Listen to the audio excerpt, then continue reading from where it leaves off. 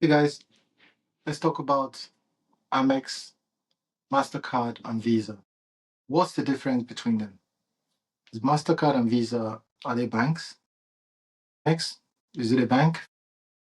Okay, cool. So this is an interesting topic because quite a few people have come to me again. A lot of my customers, especially, come to me to ask, "Hey, what's the difference? Why are you with Mastercard or Visa?" A bank comes, they offer you sometimes, "Hey, do you want to go with Mastercard or Visa?" You don't know the difference. Most people think they're banks actually, but they're not. They're just a network. A very strong network. So let's talk about this, right? So we've got two cards here, okay? And this is this. So we've got like this is Revolut. I'm not selling them, okay? They're a UK bank, yeah, UK bank. I'm not selling them or anything. Please do your own research. In fact, I would recommend you to join them. Join us instead. Uruka. Get Uruka, okay? But here's the point. So right now I have this. This is my business account. But if you see here, you always have the bank up here. So the bank in this case is the issuer who issues the card to you. That's here. And then below you'd always have MasterCard or Visa in this case. And it could be in any form. So this is plastic. It could be in metal. Doesn't matter. Again, it's still a card at the end of the day. Or it could be in a ring. So this is a MasterCard ring, believe it or not. This is Mastercard. We're one of the very few people that do this in the world, and for us, we link with all banks, so we work with all banks on this one, and that's why we don't push any bank, we don't support any bank, and we don't say you should stick with one bank. In fact, you should have various banks if you want to in every country you are. Especially that's where you get the most deal actually. However, I think with this is a Mastercard ring. Again, it could have been Visa, it could be anything. But the difference, in my opinion, is the cost between Amex and Visa. So what's the difference? And is this maybe a way forward for crypto? I think we'll talk about that one as well. And so Visa, I think, believe it or not, Visa, MasterCard, of course, between them, well, actually, Visa alone has 2 billion customers. So which is a lot. That shows how big they are. MasterCard is slightly bigger, just 2 point something million. Which again, if you were going to choose between Visa or MasterCard, we went with Visa with MasterCard. Actually, we went with MasterCard because they've got just slightly more coverage than Visa. What that means is I think they have 127 countries, while Visa has 125 countries. Those two countries is not the end of the world, but for us, I think it's important to get every penny that we could and make sure we serve all our customers. That's why we went with MasterCard. So if we had a choice, if you travel a lot, I'd say you go with MasterCard. But Visa, I mean, unless you happen to just go to those two countries that are not accepted, Visa and MasterCard are almost about the same.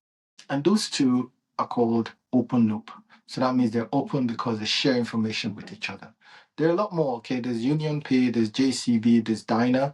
All these guys are also networks as well, in the sense that you just see them at the bottom here. So if you had a card, if you look below here, you might see Visa, you might see Mastercard, you might see Amex, you might see what's the last one? Well, Amex actually will have it up here because they are also the issuer, and I'll talk about them in a minute. There's also Dyna. Dyna will be big as well because they are the issuer. But usually you'd have the issuer and you'd have the network. Union Pay will be down there. Visa will be down there. So the only two, I think, for the purpose of this video, I'll talk about Amex. Amex are closed loop. Dyna are also closed loop, and the others are open loop. And open loop because they accept information from each other. They pass information to each other. So if I went to a store to pay with this card or this card, it makes no difference because any information here will be passed to this. Some Visa will pass to MasterCard. They share the fees among each other as well, depending on who did most work. Sometimes the settlement. So when you make a payment, it goes instantly. It takes about between 3 to 30 days actually to settle. So when people pay with our cards, for instance, we know about it, but we don't get the fees or anything from Mastercard until about 30 days. That's how long it takes. So the same with this as well. Between each other, banks and everybody, it's about 30 days to settle. But between that, the information, the execution of that trade is in seconds, which is why these cards will still be more important than and bigger and much more quicker and more convenient for customers than crypto, where you need to wait a few minutes for things to settle. And these guys have done a really good job, and that's why they charge that much as well. Done a really good job, and they've minimized those fees to nothing. I mean, if you look at gas fees for crypto today, you see how hard it is to start these things from scratch. So no matter what we say, Visa, Mastercard, Amex, they've done a very good job. Crypto might want to look towards Amex because crypto, in my opinion, should be closed loop. Same thing as Amex, which are closed loop, and then these ones are open loop where they talk to each other. And it's hard to put these networks together, but it's important to see the difference between them. Yeah, we talked about the numbers again. So Visa, I'll just check just to make sure. Yeah, so Visa have 60 billion transactions every year and 2 billion cards. Okay, and this again, this is stats from my team. You can look online if you wanted to as well. So I'm not misquoting them. Amex have 107 million cards in force and 6 billion transactions. See the difference? That's almost 10 times more. Yeah, so 2 billion customers, 60 billion transactions. While on the other hand, Amex only have 100 million customers. So that's important, right? And the difference there is that Amex is much smaller. They focus on a small set of people. They focus on, in case you don't know, the richest. Okay, that's why they're in America. America is one of the richest, more lavish. They spend a lot more than any other country. And if they go to any country, the countries Amex go to are always at least developed, at least rich, at least have enough money, or they go for pure business. They go business. That's where they make their money. Obviously, you know, obviously from Centurion, from Black Card, from Platinum. They started with the whole Platinum card idea. That was because they always target the affluent, rich people compared to Visa, Mastercard, who target a wider audience. Wide means, again, you want to interloop, you want to make sure you reach more people. On the other hand, these guys want to scale up, go for the affluent people and charge a lot of fees. That's the difference. So that's why clearly you see Amex is making even more money compared to Visa and Mastercard. So right now I can tell you last year Amex made 33 billion. Visa made half of that. Visa made 15 billion. 33 billion with a small set of customers. Visa has 2 billion customers and then they make 14 billion. Why? So the difference is basically because of how the setup is. Take Amex. Amex, like I said at the start, if you had an Amex card, I don't have one to hand here. Amex would have their name up here. They are the network, they are the issuer. So they issue the card, they take payments. In fact, if you go to the till point, they also have their till. So anybody, the cash register or till point, anyone offering a payment that would accept Amex is because they have an agreement with Amex. Okay. So in that case, I think if you look at the typical, if you go to your flower shop or your bakery, okay, they would have two cards or they have one, doesn't matter. In truth, what will happen is they accept Visa, MasterCard, most likely. And you have to ask if they accept Amex. In America, most likely there's about 97% coverage, so most places will accept Amex because of the name. However, if you go abroad, it's hard to get that. It's a really, really low percentage. That's because they have to give out the machines to say, hey, I agree, you can use this, you sign agreement, and then that'll be it. Because for Amex, there are only three people involved. Simple. There's you, the customer who received the card, Amex who issued you the card, okay, and then the vendor, bakery, Starbucks, whoever it is that actually accepts it, must accept that payment. So between the three of you, you know what you're doing. You make payment, you receive. They know that the payment is coming through and they receive it. Why? Because the law, they control the fees there. So they control the fees because they issue the card.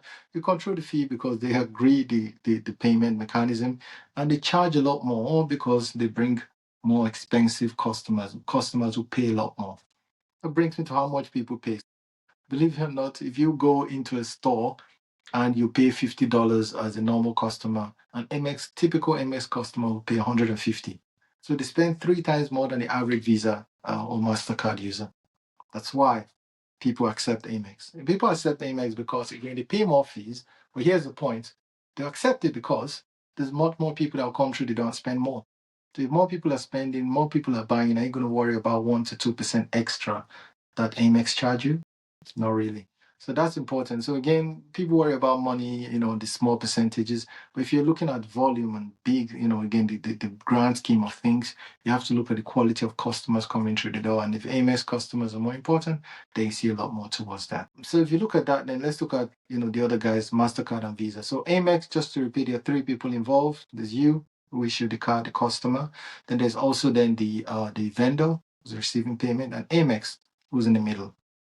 Let's compare that to the other guys. So Visa, MasterCard are open loop. There's more people involved. Okay. So in this one, you have the customer, which is yourself. You go in with your card. Your card is issued by your bank, just said at the start. So that's you, the bank. Oh, wait, it goes through Amex. Oh, sorry, it goes through MasterCard or Visa. So MasterCard, Visa are the third people in there. They're the network.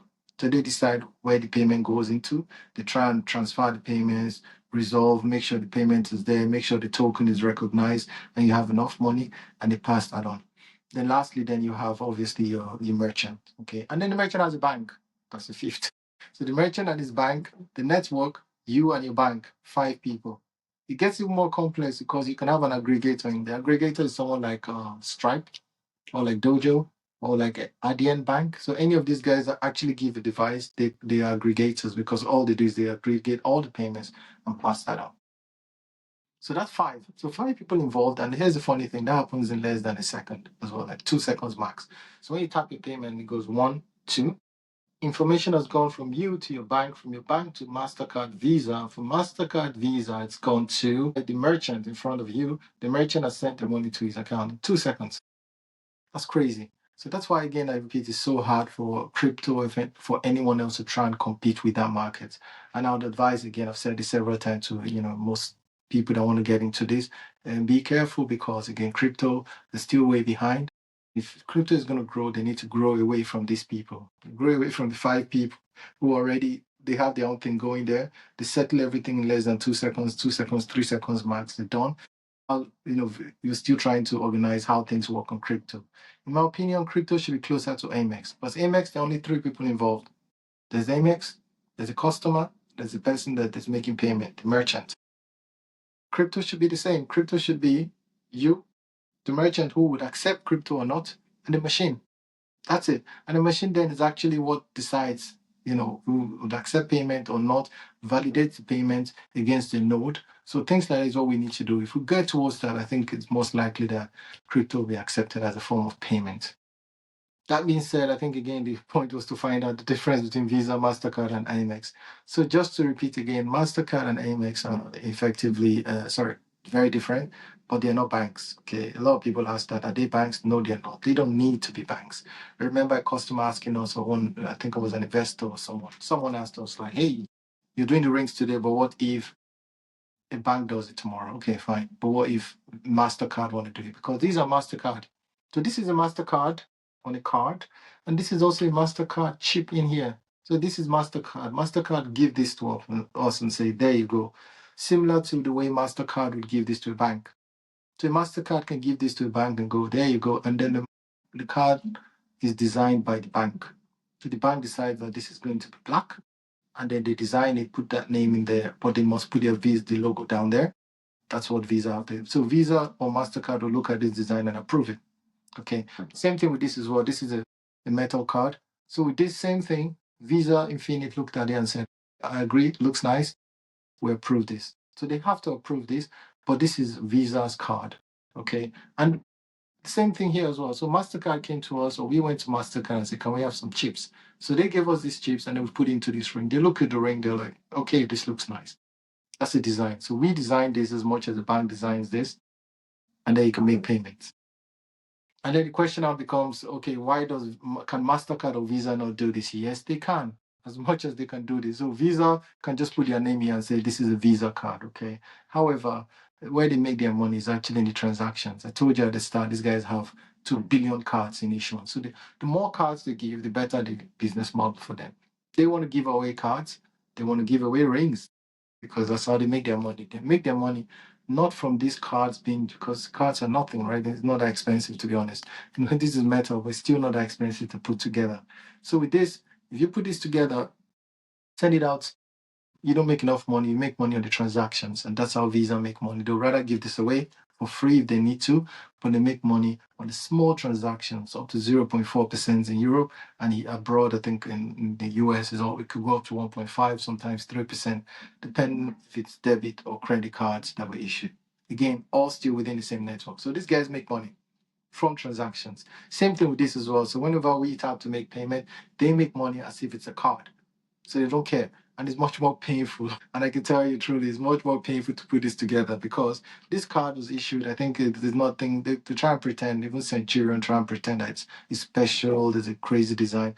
There's no design here, it's not individual, right? It's just a card. You can issue 100%, 100, 200 per second of this. You just print it out. That's it. The simple design. There's nothing special about this.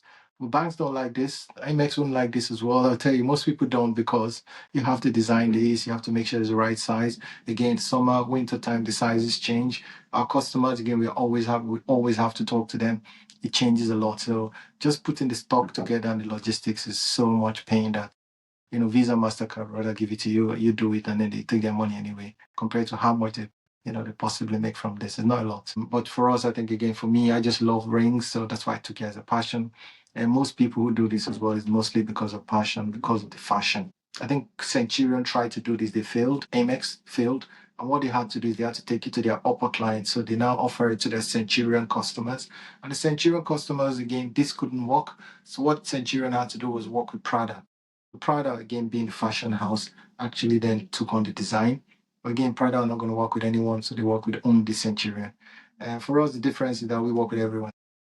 If you come to us, you want a ring, we'll get it done. We work with all banks. After this call, I'm going to go talk to a bank as well. So we talk to a lot of banks and tries to make this at least seamless for our customers so that this connects to your bank wherever it is, and you can automatically top up your ring and go. That's a long way of saying that, Visa and MasterCard, they make their money not on these cards, not on these rings, but on the transactions.